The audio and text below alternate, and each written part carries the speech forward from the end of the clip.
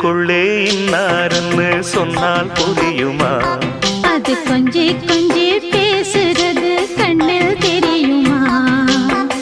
உலகே அழிஞ்சாலும் உன் உருவம் அழியாதே, உயிரே பிரிஞ்சாலும் உறவேதும் பிரியாதே.